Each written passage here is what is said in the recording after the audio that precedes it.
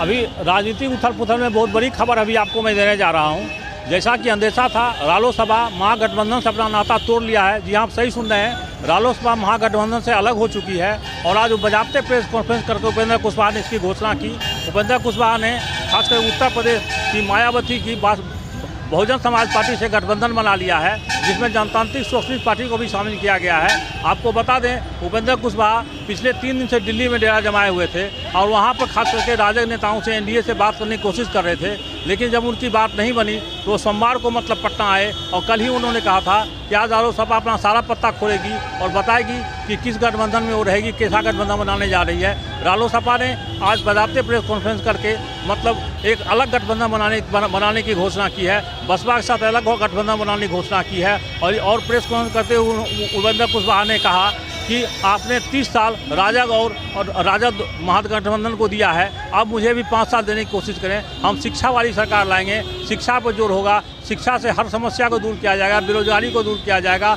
उन्होंने यहाँ तक कहा कि नीतीश कुमार फेल होने वाले विद्यार्थी की तरह हैं और फेल होने विद्यार्थी से अपना तुलना करते हैं। वो उनका सारा कुछ फेल हो चुका है, उनकी राजनीतिक विसार नहीं बची है और इस बार जनता उनको वोट नहीं करेगी और हमारी सरकार आएगी। हमारी सरकार पर भरोसा करें। और एनडीए पर भी कटाक्ष करते हुए उन्होंने कहा कि भाजपा जो है एनडीए को भी चला रही है और महागठबंधन को भी चला रही है। दोनों में भाजपा को ही अप्रत्यक्ष प्रत्यक्ष रूप से अपनी बात मतलब रखवा रही है। दोनों मतलब भाजपा के इशारे पर काम कर रहे हैं। इसलिए मैंने महागठबंधन से मैंने अलग होने का फैसला किया है। अब हमारे नए गठबंधन के साथ हम 243 सीट पर विधानसभा चुनाव लड़ेंगे और लड़ने के साथ जीत भी हासिल करेंगे।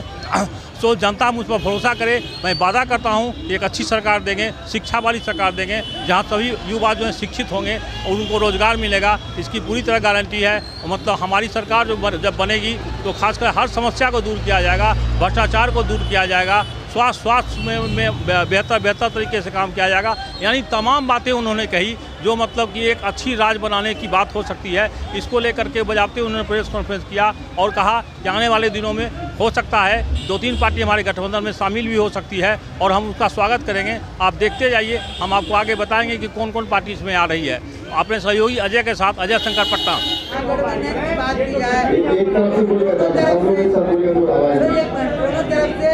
बात चल रही थी, क्या पप्पू यादव के साथ भी जाएंगे? कल पप्पू यादव ने कहा है कि उपेंद्र जी मेरे साथ आ रहे हैं।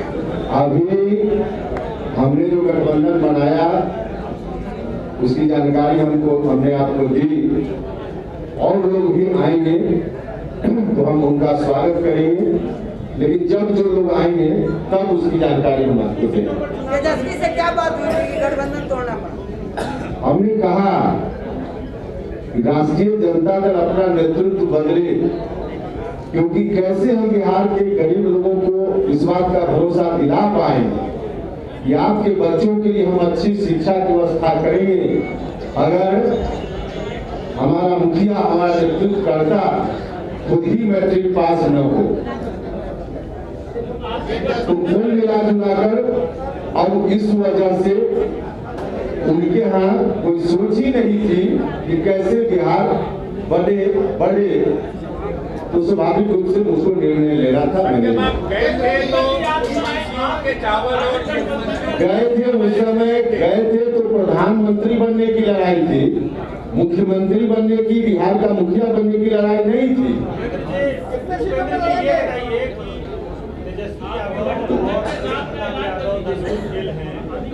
बिहार 10 सालों से जाता है, राजद का नेतृत्व तेजस्वी यादव करेंगे, पिछले 3 सालों से घोषित है। तो ये पिछले 5 दिनों में ऐसा क्या हुआ कि आपको? बिल्कुल नहीं। आज भी उस गठबंधन का बड़ा पार्टनर जो कांग्रेस है, उनका बयान आज का नहीं, लगातार मांझी जी चले गए, उनका बयान कि भले किसी पार्टी ने अपना नेतृत्व तय कर लिया हो, महागठबंधन ने अब तक फैसला नहीं लिया और यह स्थिति थी।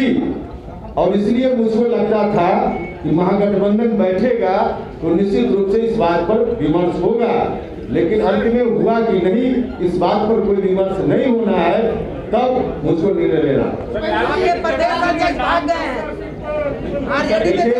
हमने अपनी नाव को समंदर में उतार दिया है, अब उस पार हमको जाना है तो लहरों से डरकर कभी नौका पार नहीं होती और कोशिश करने वालों की कभी हार नहीं होती।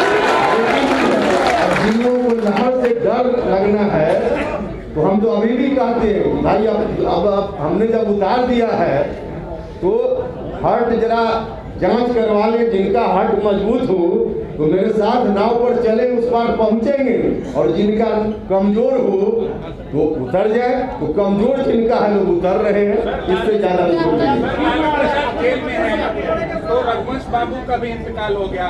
जगदानंद किनके नेतृत्व के तहत जाना चाहते थे आप?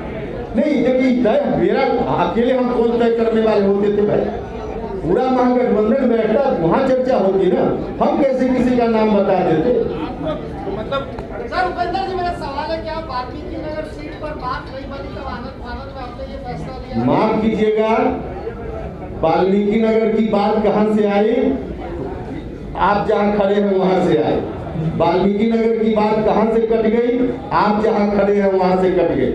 मेरे यहाँ वाल्मीकि नगर की बात न आई, न वाल्मीकि नगर की बात कटी, आपके तरफ से आई और आप ही की ओर से कटी। दो सवाल है। पहला है कि आपने भ्रष्ट कह दिया पिछली महागठबंधन की सरकार को, फिर आपने कहा कि जो नीतीश कुमार 15 साल से चला रहे हैं वो भ्रष्ट है। फिर जब नीतीश कुमार केंद्र में आपको साथ आ गए बीजेपी के साथ, तो फिर आप वहाँ केंद्र में क्या कर रहे थे और फिर वहाँ से छूटकर महागठबंधन नीतीश कुमार गए तो बात ही आ गया, मालूम है? फिर महागठबंधन में क्यों आए अगर आप भ्रष्ट मानते हैं? भैया तो उस वक्त राष्ट्रीय जनता दल को देश का नेतृत्व नहीं करना था ना, लोकसभा का चुनाव था ना। ये बताइए कि जो मोर्चा है आपका वो कितने सीटों पर चुनाव लड़ेगा? 243 सीटों पर, बिहार में सभी सीटों पर। और चुनाव के बाद किसको समर्थन करेंगे? देखिए हम खुद जो गठबंधन हमारा बन रहा है इसकी सरकार बनाएंगे, हम इसके लिए हमने गठबंधन बनाया।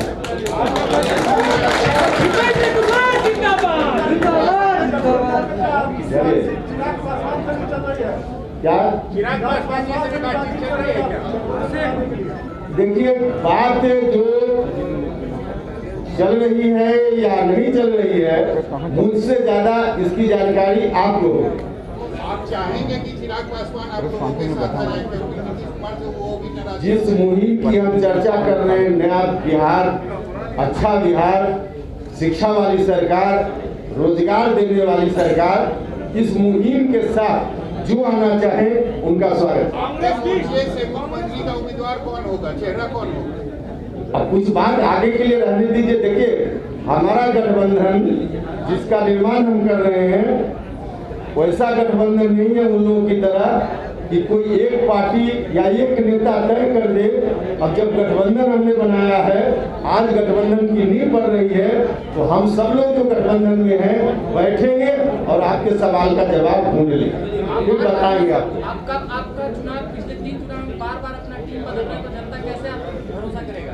जनता इसलिए भरोसा करेगी कि हमने रास्ता कभी कभी जरूर बदला है, लेकिन मंजिल हमने कभी नहीं बदली। आप अच्छा माफ कीजिएगा, मेरा दुश्मन नहीं है। अरे हम लोगों से ज्यादा तो आप ही लोग के लोग भाई कर रहे हैं, हम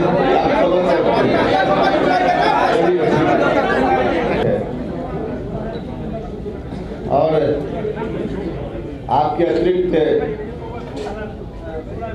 इस संवाददाता सम्मेलन में राष्ट्रीय लोक समता पार्टी के अतिरिक्त कुछ दूसरे दलों के भी नेता साथी उपस्थित हैं। उनमें से जो प्रमुख नेता हैं उनके बारे में मैं परिचय के तौर पे पहले आपको बताना चाहता हूं। मेरे बगल में दाहिनी ओर रामजीत सिंह गौतम जी हैं, जो बहुजन समाज पार्टी के बिहार में इंचार्ज हैं। रामजीत सिंह गौतम जी बहुजन समाज पार्टी के प्रभारी है बिहार में, इंचार्ज। मेरे बाएं ओर बैठे हुए हैं डॉक्टर संजय सिंह चौहान जी, जनवादी पार्टी सोशलिस्ट के राष्ट्रीय अध्यक्ष हैं। और बाकी तीनों पार्टी के बहुत सारे नेता यहाँ उपस्थित हैं। मित्रों, इसके पहले जब मैं आपसे मुखातिब हुआ था, मेरी पार्टी की मीटिंग थी 4-5 दिन पहले 24 तारीख को। उस दिन मेरी पार्टी के साथियों ने मुझको अधिकृत किया था अगला राजनीतिक कदम उठाने के लिए। आप जो भी राजनीतिक कदम उठाइए, हम सब आपके साथ होंगे। आम भावना उस दिन थी, तब तक हम लोग महागठबंधन के हिस्सा थे, तो इसलिए मेरी पार्टी के अधिकांश लोगों की भावना थी कि जिस रूप में महागठबंधन चल रहा है, इस रूप में अगर हम चलते रह गए तो बिहार में 15 वर्षों से नीतीश कुमार जी बैठकर बिहार को रसातल में पहुंचा रहे हैं। नीतीश कुमार के इस रवैया से बिहार को हम मुक्त नहीं करा पाएंगे। महागठबंधन जिस रूप में चल रहा है, इस रूप में अगर हम चलते रहे तो हमारी चिंता का विषय तब भी था, आज भी है, कि कैसे 15 वर्षों के नीतीश कुमार जी के कुशासन से बिहार को बाहर लाया जाए, क्योंकि बिहार की जनता चौतरफा परेशान है। नीतीश जी ने वादे तो बहुत बड़े बड़े किए थे, सपने बहुत दिखाए थे, लेकिन हुआ कुछ भी नहीं। 15 साल अपनी कुर्सी बचाने में नीतीश कुमार जी ने अपनी क्षमता का इस्तेमाल किया, जनता को भूल गए। नतीजा हुआ कि पढ़ाई लिखाई की जो व्यवस्था थोड़ी थी भी, तो पूर्णतः इनके राजकाल में सरकारी विद्यालयों से, महाविद्यालयों से, विश्वविद्यालयों से पढ़ाई लिखाई की व्यवस्था पूर्णतः चौपट हो गई। शिक्षा ऐसी चीज है जिसके माध्यम से ही गांव के गरीब घर के बच्चों की तकदीर बदल सकती है। अच्छी शिक्षा होगी, बेहतर शिक्षा होगी तो बेहतर इंसान बनेंगे। नौजवानों को भी अच्छा रोजगार तभी मिलेगा जब शिक्षा बेहतर उनको मिल पाए। तो नौजवान तो हमारे बिहार के रोजी रोटी की तलाश में दूसरे राज्यों में भटकते रहते हैं, दर दर की ठोकर खाते हैं। 5,000 रुपया की नौकरी उनको नहीं मिल पाती है। उसके पीछे भी बड़ा कारण है शिक्षा, अच्छी शिक्षा का बिहार में नहीं होना। तो इस तरह की स्थिति, साथ ही साथ नीतीश कुमार जी ने एक बार नहीं अनेक बार, आप सब लोग गवाह हैं, लगातार उन्होंने कहा कि भ्रष्टाचार से हम कोई समझौता नहीं करेंगे। हम जो भ्रष्टाचारी लोग हैं उनके मकान को जब्त करेंगे, उनकी जमीन को जब्त करेंगे और उनके मकान में विद्यालय खोलेंगे, अस्पताल खोलेंगे। नीतीश कुमार जी से मैं पूछना चाहता हूं, कितने सरकारी विद्यालयों में आपने, सरकारी विद्यालय खोले आपने ऐसे भ्रष्टाचारियों के मकान को जब्त करके? नारा जरूर इन्होंने दिया, लेकिन पुरानी सरकार की राह पर नीतीश कुमार भी चल पड़े। पुरानी सरकार में बैठे हुए लोग दोनों हाथ से खजाना को लूटते थे। पहले वाले 15 साल वाले, नीतीश कुमार जी ने तरीका थोड़ा बदल दिया। माध्यम बीच में अधिकारियों को के राज्य में भी उससे भी ज्यादा और बढ़ गई।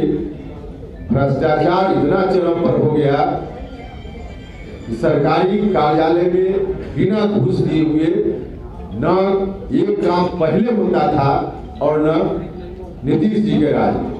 तो चाहे विकास का मामला हो, अस्पताल में डॉक्टर नदारत, बिना डॉक्टर के अस्पताल चल रहे हैं। कोई गंभीर बीमारी हो जाए, जो गरीब लोग हैं उनके लिए इलाज की कोई व्यवस्था नहीं। 15 वर्षों में एक पीएमसीएच जो बिहार में सबसे बड़ा अस्पताल गरीबों के लिए है, उसकी स्थिति ठीक नहीं हो पाई। तो बाकी आप सब लोग देख ही रहे हैं। मैं नीतीश कुमार जी से कहना चाहता हूं कि एक अस्पताल और एक विद्यालय आप बताइए 15 वर्षों में जिसको मॉडल के रूप में आपने ठीक किया हो, बनाया हो, और आगे के लिए फिर जनता के बीच आप घूम रहे हैं, तो आप बताइए, यही मॉडल स्कूल हमारा है एक विद्यालय, यही मॉडल अस्पताल मेरा है एक अस्पताल। जिस तरह का अस्पताल अगले 5 वर्षों में, जिस तरह का विद्यालय अगले 5 वर्षों में हम और बनाएंगे। एक भी नहीं है, हर मोर्चा पर लॉ एंड ऑर्डर का भी वही सिचुएशन है। हर तरफ हत्या, महिलाओं के साथ बलात्कार की घटनाएं, खास करके जो दलित लोग हैं, कमजोर लोग हैं, उपेक्षित वंचित लोग हैं, अति पिछड़ा समाज के लोगों के साथ उसी तरह का अत्याचार चौतरफा। तो दोनों कुल मिलाजुलाकर पहले वाले 15 साल और बाद वाले 15 साल वाले जो हैं, दोनों एक ही सिक्के के दो पहलू बनकर रह गए हैं। बिहार की जनता, हमने कहा कि हम नीतीश कुमार जी से बिहार को मुक्त कराना चाहते हैं, और इसके लिए हमने कोशिश की महागठबंधन में कि महागठबंधन रास्ता बदले, नेतृत्व बदले, तब हम उस पर विचार कर सकते हैं। क्योंकि वर्तमान नेतृत्व के रहते हुए हम जब शिक्षा की बात करते हैं, तो आज जो शिक्षा की स्थिति है, आज युवा पीढ़ी के लोग देख रहे हैं। 15 साल पहले बहुत सारे लोग बच्चे होंगे नहीं देख रहे होंगे, लेकिन उसका सीधा क्या कुछ उस समय शिक्षा की व्यवस्था थी, प्रोडक्ट सामने है। बिहार का मुख्यमंत्री अपने दोनों बेटों को मैट्रिक भी पास नहीं करा पाए, यही शिक्षा की व्यवस्था उस वक्त थी। तो उससे मुक्ति के लिए हम चाहते थे कि परिवर्तन थोड़ा अपने में राष्ट्रीय जनता दल करे, लेकिन राष्ट्रीय जनता दल आज की तारीख में आम लोगों के बीच यह चर्चा का विषय है कि दोनों तरफ भारतीय जनता पार्टी की राजनीति चल रही है। नीतीश कुमार जी के साथ तो भारतीय जनता पार्टी है ही, यहाँ भी भारतीय जनता पार्टी की राजनीति एनडीए में, और उधर महागठबंधन में भी किसी न किसी रूप में डायरेक्ट या इनडायरेक्ट भारतीय जनता पार्टी महागठबंधन की राजनीति को भी कंट्रोल कर रही है, प्रभावित कर रही है। वरना राष्ट्रीय जनता दल इस तरह से नहीं चलता जिस तरह से चल रहा है। आम लोगों में चर्चा है कि भारतीय जनता पार्टी और राष्ट्रीय जनता दल के नेतृत्व के बीच कुछ न कुछ है मामला, जिसके चलते राष्ट्रीय जनता दल इस रूप में तमाम जो उनके साथ सहयोगी लोग थे, जितन राम मांझी जी के साथ, बाकी और जनता के साथ, तो इनका यही रवैया चल रहा है। तो आज की तारीख में जरूरत इस बात की है कि दोनों गठबंधन से अलग बिहार की जनता आज नया विकल्प चाहती है, नया विकल्प चाहती है। नीतीश जी से मुक्ति चाहती है, लेकिन राष्ट्रीय जनता दल के नेतृत्व के साथ या पिछला जो 15 साल था, वहां जनता फिर से वापस नहीं होना चाहती। और यही कारण कि नीतीश जी ने जब कुछ नहीं किया, तो आज अपनी उपलब्धि की चर्चा जनता के बीच करने नहीं जा रहे। 15 साल क्या था, इसको सामने लाकर फिर से गद्दी पर आना चाहते। देखिए, नीतीश कुमार जी तो उस तरह का बर्ताव कर रहे हैं जैसे 30 नंबर लाकर कोई विद्यार्थी पास करता है, पास मार्क्स 30 है, किसी फेल विद्यार्थी को 15 नंबर आया हो, और नीतीश कुमार जी उससे कंपेरिजन करके कहते हैं कि हमको 17 नंबर आया। फेल विद्यार्थी से नीतीश कुमार जी कंपटीशन कर रहे हैं, उनको 15 नंबर था, तो आपको 17 नंबर, 30 नंबर आपने नहीं हासिल किया। तो आज यही स्थिति है। इसलिए जनता चाहती है, आम लोगों में इस बात को लेकर बड़ी बेचैनी की स्थिति है। हमने महसूस किया कि एक नया विकल्प, बेहतर विकल्प बिहार की जनता के सामने देना चाहिए, और जो बेहतर विकल्प की हम बात करने के लिए यहाँ इकट्ठा हुए हैं, इसमें तत्काल बहुजन समाज पार्टी मायावती जी के आशीर्वाद के साथ, और मेरे बगल में बैठे हुए जनवादी पार्टी सोशलिस्ट, हम सब लोग आज एक साथ मिलकर गठबंधन बनाने का हमने फैसला किया है, और इस हिसाब से हम लोग आगे चलेंगे। बाकी बहुजन समाज पार्टी के नेता और दूसरे नेता बोलेंगे। सिर्फ एक बात मैं कहना चाहता हूँ, अब की बार शिक्षा वाली सरकार, अब की बार शिक्षा वाली सरकार, अगर चाहिए रोजी रोटी और रोजगार तो अब की बार शिक्षा वाली सरकार। इन्हीं नारों के साथ हम चुनाव में जाएंगे। पढ़ाई, दवाई, कमाई, सिंचाई, सुनवाई और कार्रवाई, इन्हीं मुद्दों के आधार पे चुनाव में हम जाएंगे और नया बिहार बेहतर विकल्प के साथ हम बनाना चाहते हैं। 15 साल से भी मुक्ति, 15 साल पुराना से भी मुक्ति, 3 साल में बिहार रसातल में पहुंचा।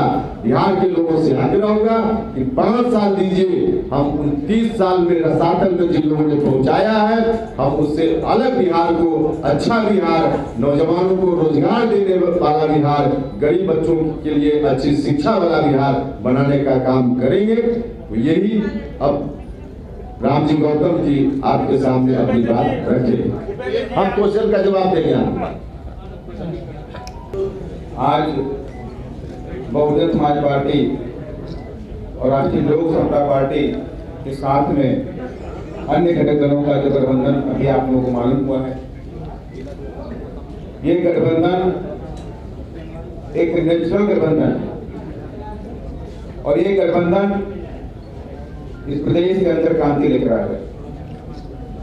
आजादी के बाद से और आज तक, आजादी के बाद से आज तक प्रदेश के अंदर जो भय, गुंडा राज, जंगल राज, भ्रष्टाचार चल रहा था, उसको खत्म करने का प्रयास करें। और इस प्रदेश के अंदर उत्तर प्रदेश की हार, आप मीडिया वालों को सबको पता है, तो उत्तर प्रदेश के अंदर जब माया बहन जी की सरकार थी तो गुंडा राज खत्म हो गया था।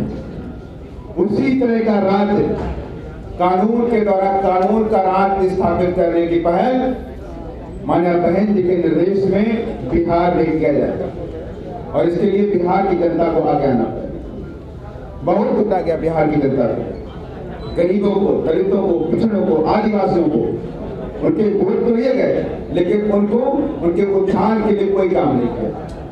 आपने देखा भी अभी कि कोरोना काल हुआ, कोरोना काल के अंदर लाखों लाख हमारे मजदूर, हमारे गरीब लोग जो दूसरे प्रदेशों में रह करके इस देश के विकास के लिए काम करते हैं, और जो कोरोना शुरू हुआ और जो आज वो सरकारें लंबी लंबी बातें करते हैं कि हम पैकेज देंगे, 1000 करोड़ 2000 करोड़ का पैकेज देते हैं, ऐसी सरकारों ने बिहार की जनता, बिहार के बच्चों को 2 रोटी का पैकेट भी मुहैया नहीं कर पाए। 2 रोटी का पैकेट मुहैया नहीं कर पाए सर। और रास्ते पे आए तो उन्हें मार खाना पड़ा, लाठियां खानी पड़ी, कहीं ट्रेन ने काटा, कहीं बस ने रौंद दिया, लेकिन कहीं भी किसी भी सरकार के कान में क्यों नहीं लगी सर। एक वक्त आ गया सर तो आप लोगों के पास, कम से कम आपके पास एक नया विकल्प हो रहा है जो इस प्रदेश को नई गति देगा। और सैकड़ों जो 50 साल से यहाँ पर भ्रष्टाचार, करप्शन आज कितने फैली हुई थी, उसका अंत करेगा सर। और इसका आप एग्जाम्पल पे देख सकते हैं कि उत्तर प्रदेश में जब माया बहन जब मुख्यमंत्री थी तो उनके कार्यकाल के अंदर उत्तर प्रदेश ने विकास किया, स्कूल खोले गए, यूनिवर्सिटी खोली गई, करोड़ों लोगों को वहाँ पे रोजगार दिया गया।